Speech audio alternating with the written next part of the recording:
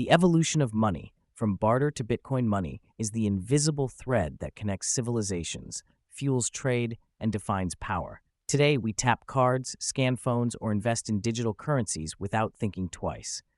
But behind every coin, every note, and every online transfer lies thousands of years of human innovation. This is the story of how money evolved from the humble barter system to the rise of Bitcoin. The age of barter, trading without money. Long before money existed, humans exchanged goods and services through barter. Imagine a farmer in Mesopotamia around 6000 BCE. He grows wheat but needs shoes. The shoemaker, however, doesn't want wheat, he needs meat. The farmer must now find a herder willing to exchange meat for wheat, and then convince the shoemaker to trade shoes for meat. This problem is called the double coincidence of wants. Both parties had to want what the other had, at the same time, in the right quantities. Barter worked for small tribal communities where everyone knew each other.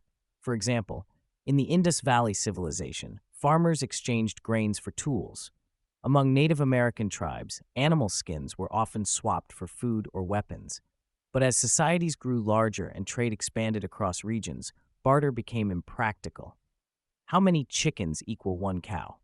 What if the other party didn't want chickens? Storing goods like grain or meat for long periods also wasn't possible. This inefficiency pushed humans to seek a universal medium of exchange. Commodity money, value in objects. The solution was commodity, money items that held value themselves and were widely accepted. Different societies chose different commodities depending on what they valued. In ancient Rome, salt was so crucial it gave us the word salary. In West Africa and Asia, shiny cowrie shells became popular currency. Durable, lightweight, and beautiful, they were used in trade for centuries. In the Aztec Empire, cocoa beans were so valuable they doubled as money and as food. On the island of Yap in Micronesia, people used giant stone discs, sometimes as large as a car tire, as money. Commodity money solved some problems. It was easier to trade and held recognized value, but it was still inconvenient. Carrying sacks of salt or giant stones wasn't practical for large-scale trade. People needed something portable, durable, and standardized. The first coins, a standard of value. Around 600 BCE, in the ancient kingdom of Lydia, modern-day Turkey, the first true metal coins appeared. Made from electrum, a natural alloy of gold and silver, they were stamped with official symbols to guarantee authenticity. Coins were revolutionary. They were durable and easy to carry. Their value was guaranteed by rulers, creating trust. Standardized sizes and weights allowed for fair trade. The Greeks adopted coinage, spreading it through their cities and states. Later, the Romans perfected coin systems, using them to fund their vast empire. Coins also served as political propaganda. Emperors placed their faces on coins, reminding citizens daily of their authority. By the 1st century, coins had spread across Asia, Europe, and Africa, linking distant regions through trade. For the first time, money had a consistent, universal form. Paper money, a revolutionary idea. Carrying coins solved many problems but still limited large-scale trade. China provided the next innovation, paper money. During the Tang Dynasty, 7th century, merchants used promissory notes to avoid carrying heavy coins. By the Song Dynasty, 11th century, the Chinese government officially issued the world's first paper currency.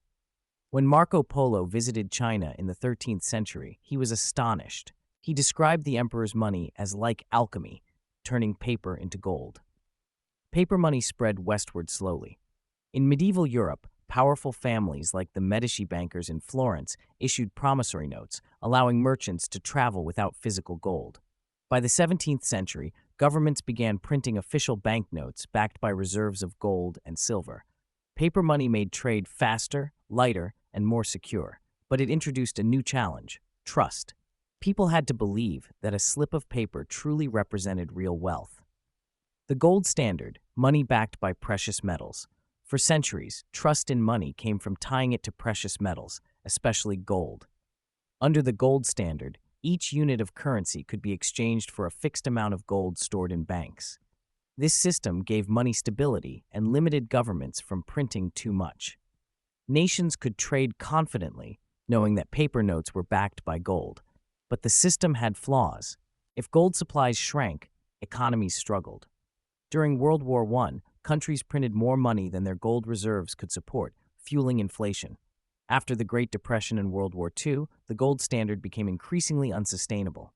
In 1971, U.S. President Richard Nixon officially ended the gold standard, making the U.S. dollar and eventually most currencies pure fiat money. Fiat money, trust in governments. Today's money is fiat money, meaning it has no intrinsic value. A $100 bill is just paper, but governments declare it legal tender, and people accept it because they trust its value. Fiat money has advantages. Governments can adjust supply in crises. It allows modern economies to grow, but it also has risks. If governments print too much, inflation occurs. Extreme cases lead to hyperinflation, where money loses value rapidly. For example, in Weimar Germany during the 1920s, people carried wheelbarrows full of banknotes to buy bread.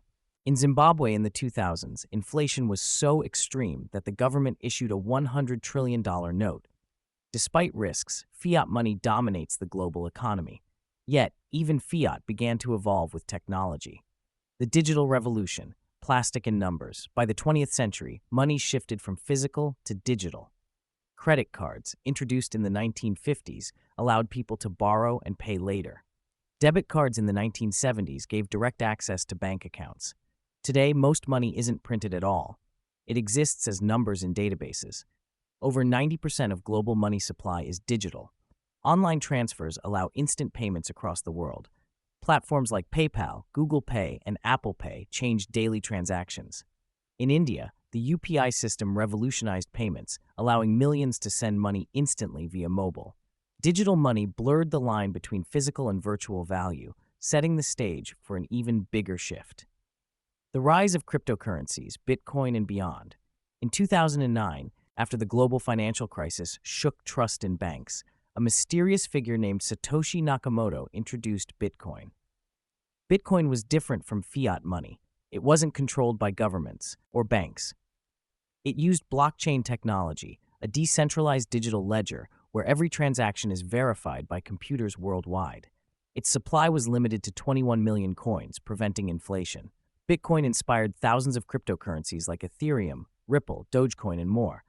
Supporters see crypto as the future, which is fast, borderless, and independent. Critics argue stating it's volatile, risky, and unregulated. Real-world experiments are already happening. In El Salvador, Bitcoin became legal tender in 2021. Other nations watch closely, debating regulation and adoption. The future of money, what comes next? The story of money is not over.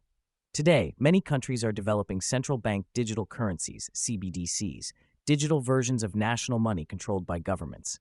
China's digital yuan is already being tested. India and Europe are exploring similar systems. At the same time, cash is disappearing. In Sweden, only a small percentage of transactions use physical notes. Will we see a cashless society soon, and what lies beyond? Imagine biometric payments where your fingerprint or even your iris becomes your wallet, or AI-managed currencies adjusting in real time to world events. The only certainty is that money will continue to evolve, reflecting human needs, technology, and trust. Closing thought, from the farmer trading wheat in ancient Mesopotamia to the teenager buying online with Bitcoin, money has always been about more than objects. It is about trust, innovation, and survival. Its evolution tells the story of human progress itself. And as we step to a future of digital coins and cashless societies, one question remains: what will money look like 100 years from now?